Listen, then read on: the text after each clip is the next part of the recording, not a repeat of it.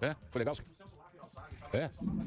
Eu não fui, você não mandou convite, né? Mas convidou aqui. Convidar aqui, não. Vai no orçamento. Dá um WhatsApp pra ele. É que nem passa em casa. Vamos tomar um cafezinho. Vamos tomar um cafezinho. Dona Florinda. Ele queria que mandasse uma van pra ele. Não, cara, falou que Muito Alberto. Foi muito obrigado, hein, Dedê. Cafezinho do Dedê. Tem água, Dedê? Puta, bicho, eu tô meio cansado. Tá? Será que é o Covid eterno? Me passou gripe. Eu acho que eu tô com gripe. Então, agora eu tô perto do momento. Não é de mim, não. Eu tô bom. Depois do... É a cepa do Você passou? Mas não fui eu, os sintomas são completamente... Quem foi o primeiro? O Superman? O Marcos Zero foi o Sussu. H1N1. Foi o... H1N1 vai pro saco. Eu lembro dele, tá bom. Acho que vai. Fraqueza no corpo. Já era, acabou. O Blink voltou. Quer ter mais discussão? Muito bem. Vamos lá? Cadê os convidados? Vai ser por Skype.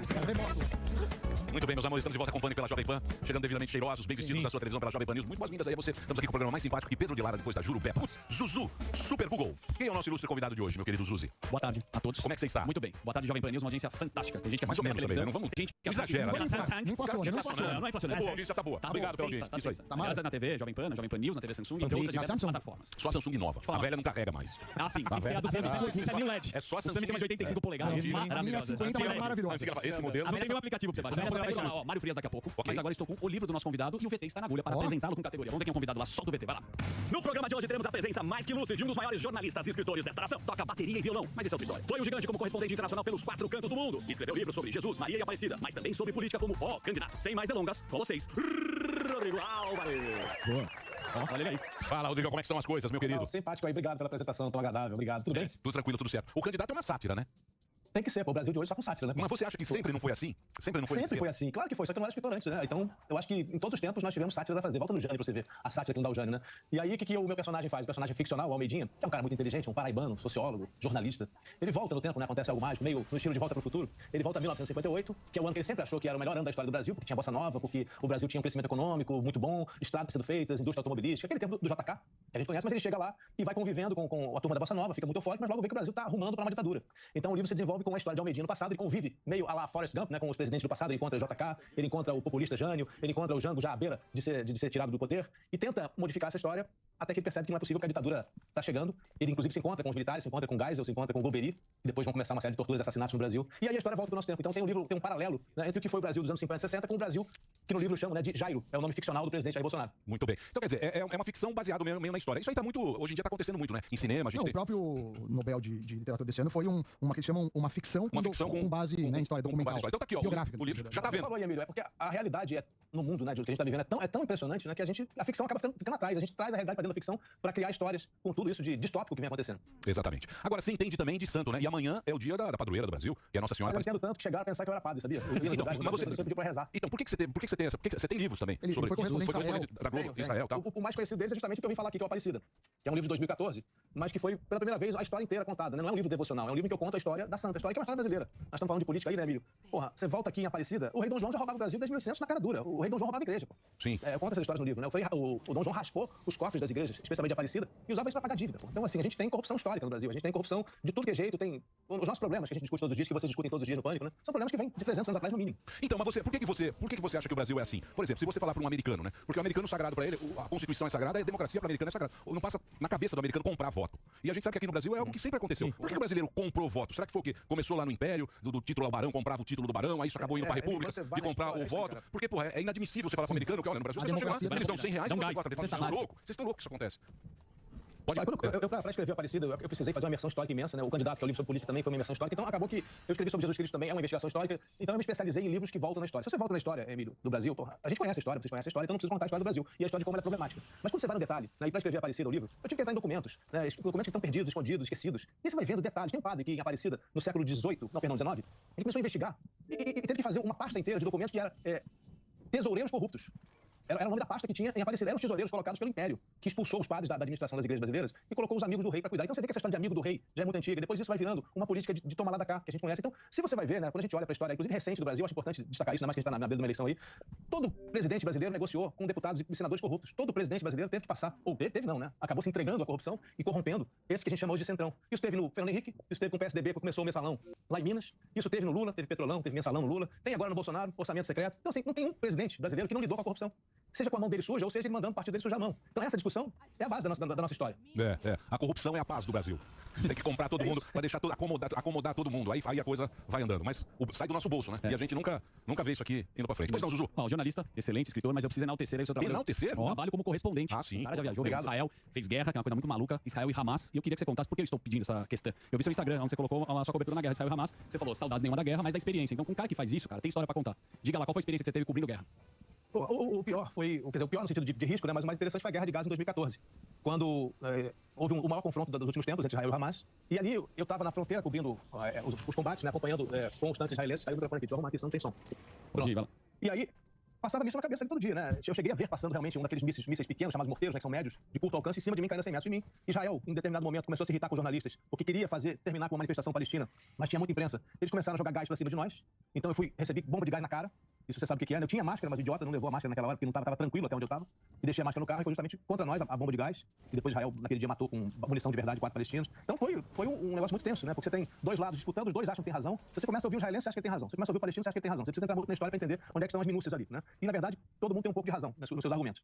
E você tá de repente no meio dessas bombas. Então, foi muito enriquecedor, você viver em Israel. Tem todo o lado religioso, o lado do contato com a fé, não só cristã, como judaica e islâmica, que são interessantíssimas, falam muito do que é a humanidade hoje, né? Nos explicam muito sobre o mundo de hoje. Então, essa experiência de 4 anos, para mim, foi riquíssima pelo lado do confronto Palestina e Israel e pelo lado da religião, que eu já tinha escrito a Aparecida, né? Que eu terminei quando cheguei em Israel. Depois escrevi mais 5 livros, sendo 2 deles biografias de Jesus e uma biografia que começa com a ressurreição de Jesus e conta a história dos apóstolos depois da morte de Jesus, que é o livro chamado Cristo. Boa. Então, foi um tempo muito interessante, entre a guerra e a religião. E esses livros estão à venda, né? Na Amazon, tal. Tá tudo em catálogo ainda. Esse aqui é o último, ó. Você tá lançando agora, que é o candidato, que é a história do Almeidinha. Paraibano, cheio de quest.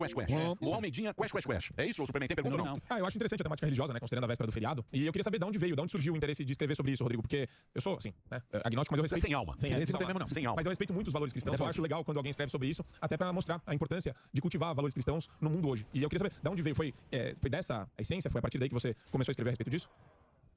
A história o interesse pelos valores cristãos está na base de tudo, né? Eu acho que você falou isso aí da discussão, não posso deixar de dizer, nós estamos discutindo hoje isso, né? Os valores cristãos entraram na agenda política brasileira, né? Vocês falam muito disso aqui também, no Pânico. Entraram na agenda brasileira com uma força que a gente não via antes, né? O que a gente viu em algumas eleições, mas não era uma normalidade no Brasil. E os valores cristãos de compaixão, né? O valor principal de Jesus, que é a mensagem de amar o outro acima de qualquer coisa, né? É preciso uma leitura mais ampla do que significa isso, né? Não é simplesmente ser gentil com o outro, mas é realmente gostar do outro, né? A questão da empatia, que é um valor muito cristão e muito esquecido nos tempos de hoje. Eu fui buscar lá atrás entender por que Jesus era tão importante.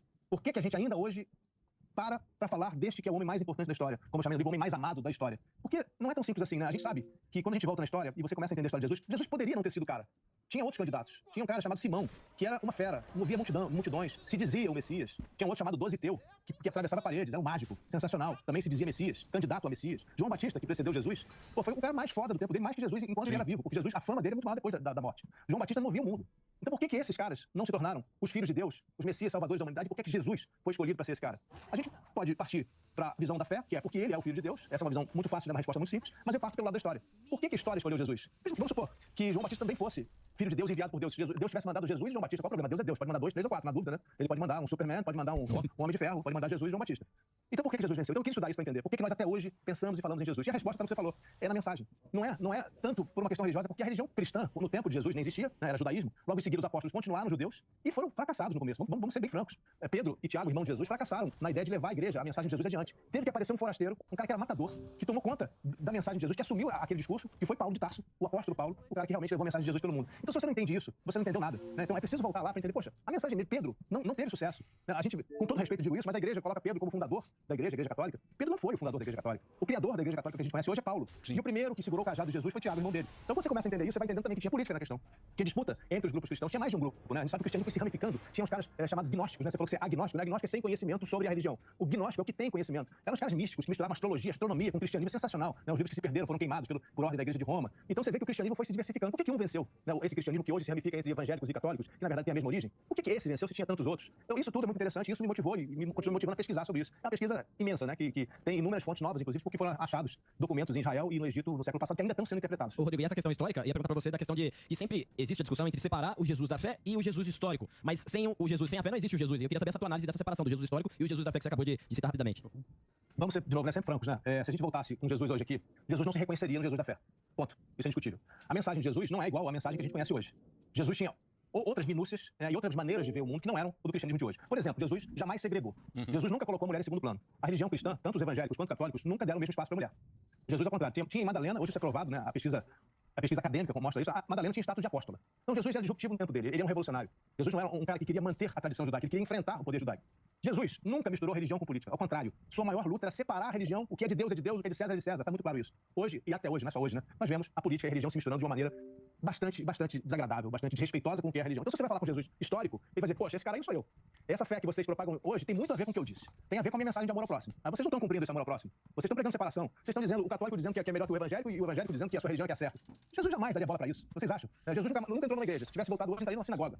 Ou seja, o Jesus de hoje, ele é muito modificado ao longo do tempo. Sim. E o meu resgate nos livros é justamente tentar entender quem foi esse cara lá atrás, o que ele pregou lá atrás, antes que viessem as mudanças no seu discurso e na sua trajetória. A gente sabe, o povo, né, a gente, né, de maneira geral, o ser humano é criador de mitos. Ele prefere a fantasia do que a realidade. A fantasia, né, a ficção, ela é mais simples. Quando você cria um pouco de história só sobre um certo personagem, que você tira as coisas incômodas, ele se torna um mito.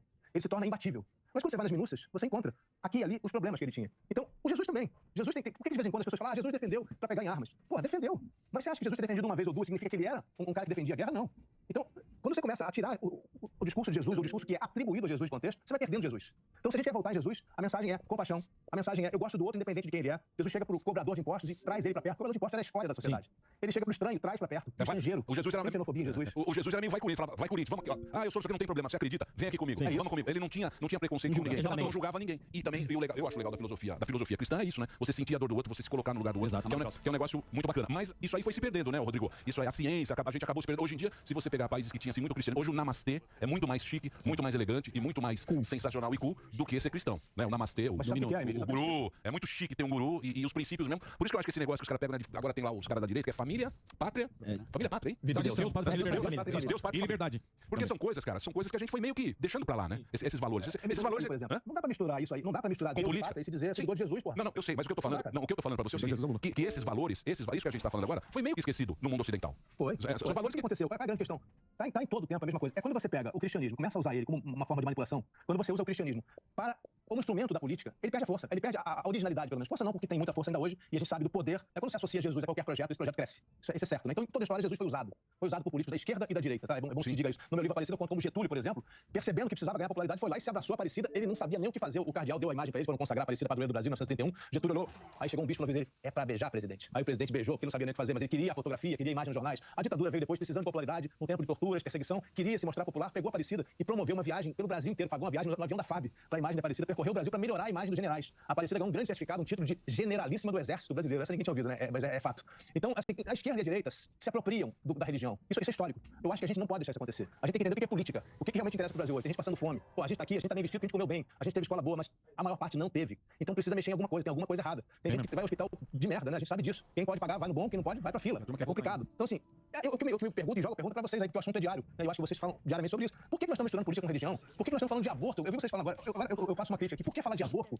se o Brasil tá com uma série de outras questões muito mais imediatas e ninguém tá querendo mexer com aborto, ninguém tá falando que vai mudar nada? Essa não é a pauta. Por que isso entrou na pauta? Porque toda vez que tem eleição, essa pauta entra. Aqui nos Estados Unidos não mas essa pauta não era nossa. Eu sei, mas é uma pauta... Porque sempre se importou tudo dos Estados Unidos pra cá. E porque isso é uma realidade aqui que a gente sabe que também é. Na hora da eleição, ninguém gosta de levantar, mas a gente sabe que tem político que é a favor e a gente sabe muito bem que... Mas olha só, veja bem.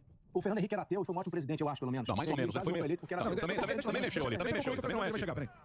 Não, tudo bem. Fernando Henrique também deu umas pedaladas. Pedalou bem, Fernando Henrique. Lula e Bolsonaro se salva na pedalada. Mas o Fernando Henrique também não é santo, não. Você sabe disso. Também não. Vamos lá. A gente sabe que santo não governa o Brasil. Não tem como governar o Brasil se o cara for santo e o partido dele não negociar com o Centrão, seja lá quem for. Mas o que a gente tá falando de... Desculpa, você falou... Você tá falando do aborto. Do aborto. Pois é, o que eu quero dizer não é o seguinte. É importante, óbvio que é importante a questão do aborto, óbvio. Mas não é isso que vai determinar se o presidente vai ser bom pro Brasil, não. Até porque isso não está em discussão. Essa não é uma questão, vamos mudar amanhã, vai liberar o aborto geral. Vamos botar clínica toda depois de gasolina. Ninguém tá falando nisso. A Argentina liberou. Sério. A Argentina liberou, Colômbia liberou. Mas isso não... Tá na pauta também. Liberou em condições, tá na pauta. Isso aí tá na pauta de progressista. Desculpa. Aí a gente quer ver pra onde que a gente quer levar o país. Se é pro progressismo que tá na Argentina hoje em dia e outros países aí, ou se a gente quer continuar com essa questão. Aí é questão ideológica. E pelo que eu tô vendo aqui, o que você tá levantando, você tá colocando a religião e o povo evangélico e o povo cristão como os grandes hipócritas aqui do Brasil. É o que eu tô entendendo. Não, eu tô enganado. Eu não tô dizendo isso. Você quis dizer isso. Não, você tá dizendo o seguinte, essa pauta não interessa nesse momento. Não, eu tô falando do aborto, mas eu tô dizendo aí... Não é a pauta mais... Você vai me desculpar, mas é isso. Sim, mas Não, olha só, vamos corrigir então, porque eu não disse Por favor, essa você não disse, mas palavra ficou muito nem essa entendido. expressão. Ficou O que subentendido. estou dizendo é o seguinte, o aborto não deveria ser a questão mais relevante, nem estar entre as mais relevantes num país que tem a miséria que nós temos e tem os problemas que nós temos. O aborto não está na pauta hoje no Brasil. Pode estar na Argentina, pode estar em outro lugar, mas não é essa a questão mais relevante hoje no Brasil. Não deveria, a meu ver, ser isso a questão principal na escolha de um presidente. Também acredito A nisso. gente tem, por exemplo, muito pior do que o que você está falando, a questão do aborto, para mim, é um presidente querer botar 5 ministros no Supremo a mais para esvaziar e poder controlar o Supremo. Isso tem que ser discutido, porque isso aí é uma tentativa de golpe anunciada. Nossa Senhora. Então, isso é muito mais sério agora do que falar de Rodrigo, aborto. o que você acha? Eu não estou defendendo candidato nenhum. Não, eu sei, mas eu queria colocar o seguinte: o que você acha de um candidato a presidente que não tem plano nenhum de governo e você não sabe o que ele vai fazer e a única coisa que você sabe é que ele vai voltar e o Brasil vai voltar a ser feliz de novo? Qual a situação que nós estamos? Vai voltar a ser um crime. Vamos lá. Primeiro, eu não estou defendendo o Lula e não estou defendendo o Bolsonaro. Você está defendendo o Almeidinha. Estamos defendendo o Almeidinha aqui. Eu construí a ficção do Almeidinha justamente porque não tinha, a meu ver, óbvio, né? Não tinha um candidato que representasse aquilo que a gente espera pro Brasil. Aí a ficção tem as respostas. Mas a sua pergunta era o que eu acho do Lula. Eu acho um erro. Eu acho que o Lula tinha que apresentar o projeto dele. Eu acho que o Lula demorou. A campanha dele errou feio nisso. Agora, o projeto de Bolsonaro, para uma parte grande do Brasil, na qual eu me incluo, não serve. Não serve. O que a gente tem que diferenciar é o conservadorismo, eu respeito muito. O conservadorismo extremo, aquele que desrespeita o outro lado, que é populista, que cultiva o ódio, esse não dá para manter no Brasil. É isso que eu estou dizendo. Muito bem. Rodrigo, eu queria agradecer o papo com você. Eu sei que você está aí no Skype, mas pô, seria legal você estar aqui ao vivo. Já está convidado a vir. Seria ótimo tomar esse cafezinho com você aí. Esse cafezinho aqui, você não sabe o que é gelado esse café aqui, ó. Mas é um bom prazer falar com você. Ó, deixa eu só mostrar aqui mais uma vez. O candidato está aqui para agradecer, cara. Olha só. Oi, pode falar. A tua postura é legal, entendeu? Essa postura de poder conversar é muito bacana. A gente tem que fazer mais isso. Quando você quiser. Poder conversar. Claro. Principalmente de caras legais como você, caras inteligentes como você. Tá aqui o livro à venda na Amazon, nas livrarias virtuais. E tem também o da Nossa Senhora Aparecida, que amanhã é o dia da nossa padroeira. E você está convidado. Obrigado, Rodrigo. Obrigado aí pelo papo. Um abraço para todos vocês. Muito bem. Olha, deixa eu só falar uma coisa pra vocês antes do nosso próximo convidado. Por quê? Porque aqui está o que eu descolei pra você que está acompanhando o Pânico Agora, meu querido Zuzu. Você acompanha o Pânico Agora? Sim. O que é? Plano especial de quem? Brasil Paralelo. Você sabe, pra quem não sabe, Brasil Paralelo é um streaming que já conta, são mais de 400 mil assinantes, já são grandes aqui no Brasil. Quando você assina Brasil Paralelo, você vai assistir filmes premiados. É como se fosse Netflix, a Globoplay. É um streaming, tá? E tem filmes especiais, desenhos infantis, tem produções próprias, eles têm documentários espetaculares. Tem esse aqui, ó, que é o Teatro das Tesouras, que eu acompanhei todos. É muito legal. É muito bom. E esses documentários, eles não perdem nada pra aqueles que você assiste aí lá na gringa. Dá só uma olhadinha no aplicativo. Tem como mostrar aqui? Vai entrar alguma imagem? O aplicativo, ó, olha só, tá aqui atrás pra você acompanhar. Teatro das Tesouras, tem sobre as eleições presidenciais. A Última Cruzada, que é uma série fantástica sobre a história do Brasil. Tem também a crise dos três poderes, sobre o caos político que vivemos atualmente. Esse também é muito bacana. Vai sair um novo agora que eu quero trazer a rapaziada aqui pra mostrar pra vocês. E atualmente, o melhor do Brasil Paralelo é que eles fazem uma curadoria de tudo que é disponibilizado. Ou seja, não tem aquele monte de filme ruim. Filme em turco, indiano, filme meia boca. É tudo muito escolhido pra você, tá? Até poucos dias eu não tinha acesso. Aí quando eles vieram aqui, eu aproveitei a promoção. Eu decidi aproveitar essa promoção e baixei já no meu celular e posso assistir na TV. Sabe por quê? Tem uma promoção especial. 20% de desconto em qualquer assinatura, tá? Aí eu vou compartilhar aqui com a nossa audiência também. Tá? Se entrar no QR Code agora, tira uma foto, você já vai direto. Ou então entra brasilparalelo.com/pânico. Você tem que colocar /pânico pra fazer parte dessa promoção. A plataforma é muito bacana e com essa promoção vai sair R$15 por mês. Show de bola. 15 por mês você tem muita coisa legal. Tem filme, tem série. Muito completo. E tem atualização toda hora. Exatamente. Conteúdo. Exatamente. E quando sair, vai sair do Adélio, né? Vai sair marcada. Então, quando for sair do Adélio, eu quero trazer aqui o pessoal pra falar do Adélio, que é um mistério. Que é um mistério. É isso? 20% de desconto. Entra lá. R$15 mensais. Se você também não gostar, você pode só dar um clique que é tipo esse moderno. Não tem ligar, não. Não tem telefone. Entra lá, brasilparalelo.com.br ou então pelo QR Code. É isso aí? É isso aí. Bela dica, hein? É muito bom, muito bom Brasil Paralelo. Muito bom. São vários Curadoria. bons. Como é que tá esse coração aí, ó? Como é que tá esse coração? Comemorou 51 anos recentemente. Você quase empacotou, hein? O que você tem no coração? Pô, cara, eu tive 2 infartos, né? Dói muito. O segundo Deu um foi... bocado de medo, tem. Ah, mas tu vai saber, não vai não. É um negócio inacreditável, cara. A pressão feita. O segundo foi muito assustador. O primeiro não foi tanto, eu me senti mal, foi brutal, mas o segundo foi algo que não desejo pra ninguém, né? Muito ruim, mas eu tô bem, graças a Deus, tô feliz. Muito bem. Eleito agora. O Mário Frias vai começar com a gente. Vou fazer um break só pra rede, é rapidinho, mas a gente continua aqui na TV com o Mário Frias. O que você quer saber do nosso galã? O Mário Frias, você conheceu um longa da Marião aqui, já fez coberturas até, né, no seu também, humano, mas nunca Marião. É bom, viu? É bom, falou.